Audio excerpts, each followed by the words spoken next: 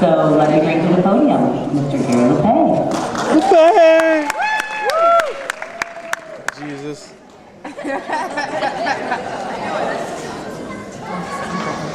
He's back. How many of you remember Mr. Xeroxes? Only a few of you. It's more than 20 years. The last 10 years I've been sort of quiet, but before that I've spent a lot of time up here at the end of the year making little presentations and so forth. And one year I came as a representative of Xerox Corporation to inform the staff that inside of every copy machine there was what we call the keeper tray that kept one copy of what you were making, and it had your ID number. Back then we had to put ID, so they knew exactly who was printing what. And people were just petrified. Senator Wiener would die if he knew about the keeper tray. But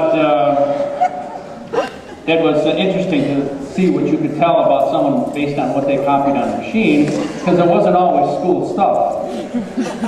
But anyway, I'm not here to mention about that. I wanted to talk a bit about being retired.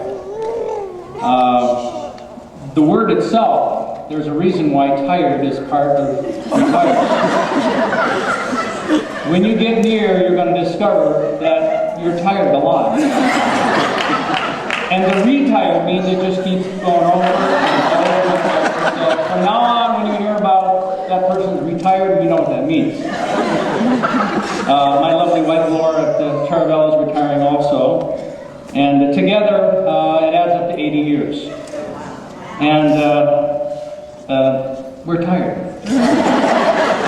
To give you an idea, I've got some facts that I've got to share with you. Laura and I together have taught over 12,600 students between the two of us. Do you have any idea how difficult that is to find a name for our two sons? If you don't have children, you'll know what that means when the time comes. She'd come up with a name and I'd go, oh God, no, he was the devil.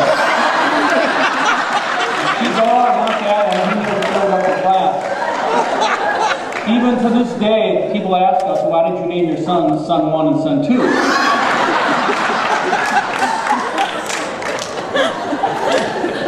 We listened to, Laura and I, 165,000 individual bells. My life has been ruled by bells since kindergarten. 58 years up until today. We are destroying every bell in our house in about 1 hour. So even the telephone will not ring. If you want to call me, I'm going to have the cell phone on vibrate in my pocket. I'll be happy to hear from you. I'll be real happy if you let it ring a few times.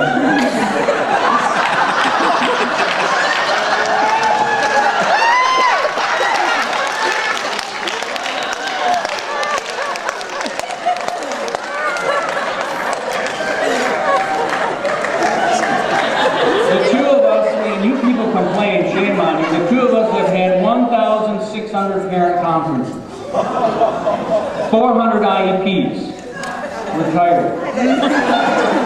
The earth has revolved around the sun 15,000 times since I started teaching. Over 75 science teachers have come and left our department here at Douglas since I've been here. Listen to this, 400 fire drills. You complain. 22 bomb threats, 80 open houses, 320 card markings, 80 end of the year parties, 437 days when all the copiers were down in the school.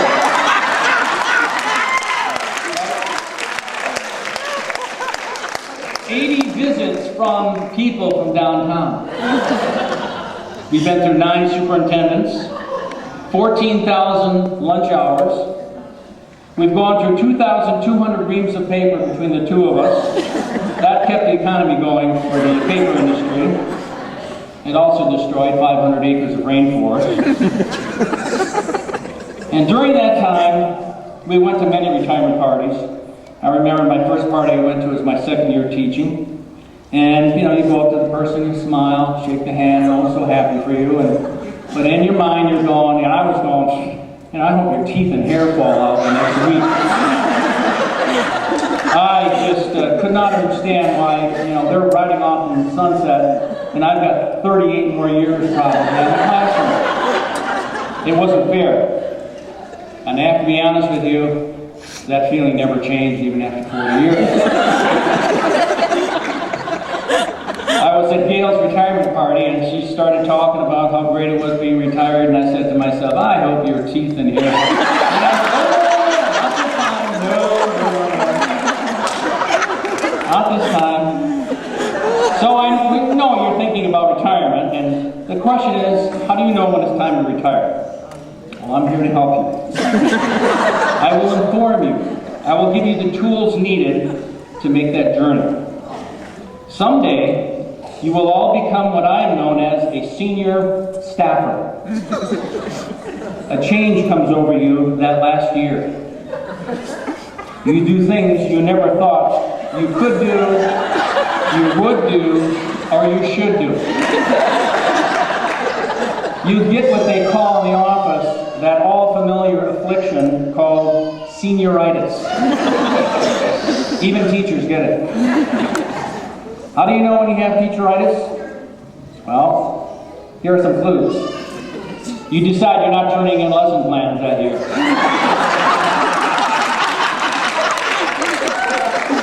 You become very vocal, like never before. When parents threaten to call the area superintendent, you calmly offer them Mr. Nada's cell phone. When you're typing referrals on students and you get to that part where it says recommend a disciplinary action, you use words like castrate, lobotomy, waterboarding. During planning days, you look at your lesson plans and go, I have no plans to be there on time today. But how do you really know when it's time to retire? I've got some clues. You know when it's time to retire when simple changes turn your world upside down. Example, why did they reverse the men and women's bathrooms in the front office?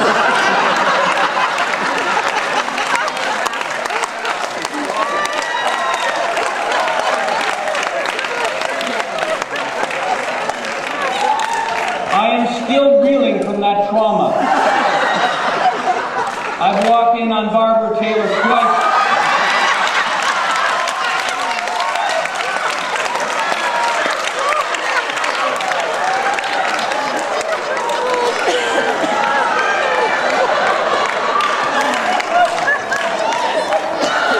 And the first time I actually asked her, where's the urinal? I can't deal with that, being a senior staffer. I think it's a sneaky way of trying to get us out. Never mind the insurance buyout programs, just change the names on the bathrooms. We'll be ready to go. You know it's time to retire when your most important key on your chain is not to your room, it's to the bathroom. Second most important is to the elevator.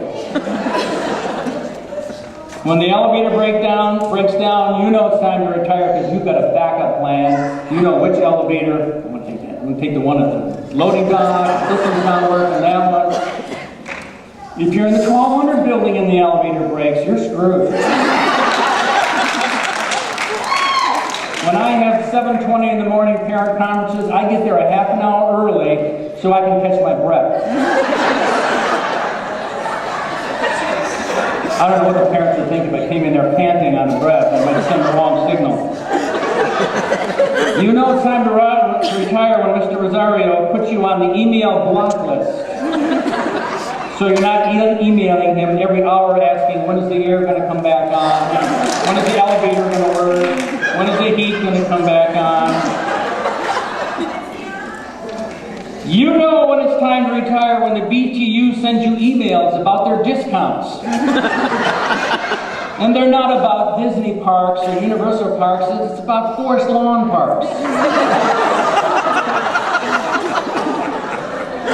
You know it's time to retire when you use a seating chart all year. Oh, I'm talking about the one that shows your fellow workers in the classroom.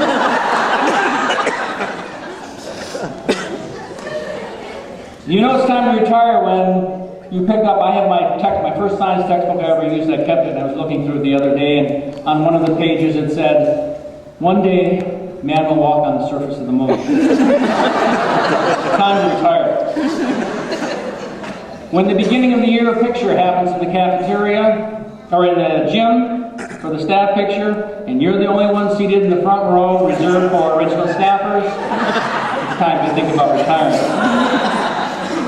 When the word ditto meant piece of paper, not a catchphrase on the Ghost movie. You remember when you actually got mail in the mailbox with a stamp on it. If you can remember that, it's time.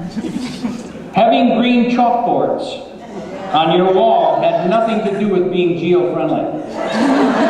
If you can remember that, it's time. When you remember when you pushed that little button on the wall that said media, you actually got a librarian. You can remember that, you're ready to retire.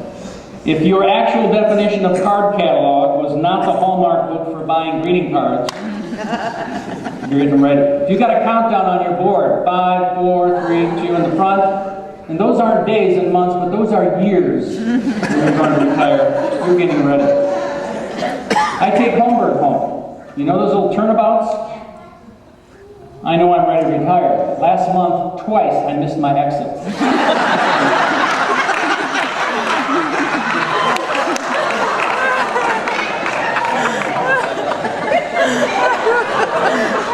You know it's time to retire when they assign you your room based on the fact that you have no memory. By the way, my room number, as of and up to today, was room 1234. I thank you for this day. It's time to retire when you realize you've been teaching twice as long as the new teachers have been alive. It's time to think. And lastly, you know it's time when your previous students happily tell you they're grandparents. It's time. I'd like to leave you with a positive note. We can't raise taxes to fund our operations, so we need to cut money. And I have just a few things I'd like to share with you before I leave. Tips where we can save money, right here in Douglas. And some of them are interesting. Number one, window air conditioners in every room, where you actually get to control freezing, and you know it's not somebody downtown going, you're going to be hot, you're going to be cold, you're going to be hot. All the students, that will save you money. All the students, you slip on those little, you know, those hospital things that go over the tops of your shoes and the bottoms. You give those to your students and they shuffle along the floor. You never need to wax the floor again. You feel like a mirror. Learn from the National Park Service. Pack it in, pack it out. Each student gets a little plastic bag. They put their garbage in there and they take it home with them. You don't need red pails. Hey, this is a good one. Pedal-powered golf carts. Can you picture some of those APs doing the yabba-dabba-doo start?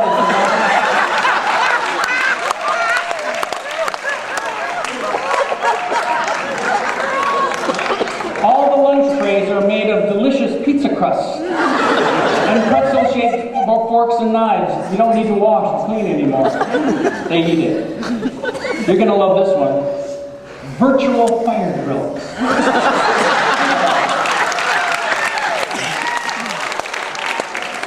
You know how much money is wasted on air conditioning that goes out those doors for those couple minutes when the whole school evacuates?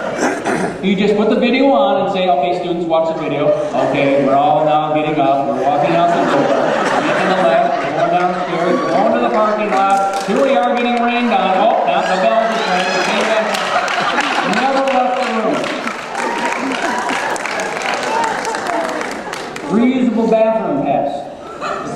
to a fishing line. They take it. If they're not back, you get the pass back and you get them. Keep it on.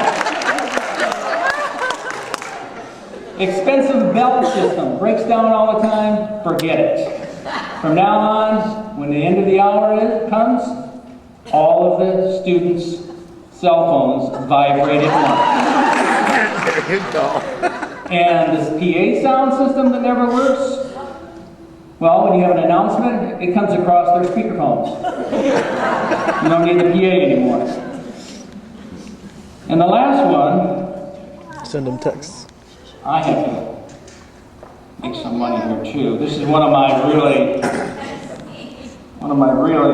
proud of hall pass. $10, I'm going to be selling them back. Would you pay $10 for this? Would you pay $10 for 2 of them for the strap? This container? Oh, did I tell you that?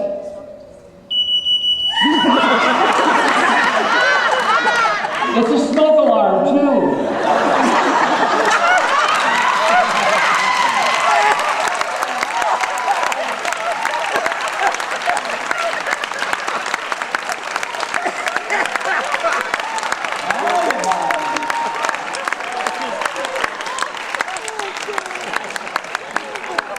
I'm not kidding. For years, my kids took this, and sometimes they come in late. I go, "Why did it take you so long?" I say, "We don't go in those bathrooms. They're full of smoke, and they go off when we walk in. Maybe go to the non-smoking bathrooms." And actually, I'm extremely uncomfortable with the reality of the fact that 99% of you I'm not going to see after today. And I thank you for being part of my family. And again, I want to be happy, so give me a call. You know where my cell phone is. Mr. Roxy, for the last time, has left the building.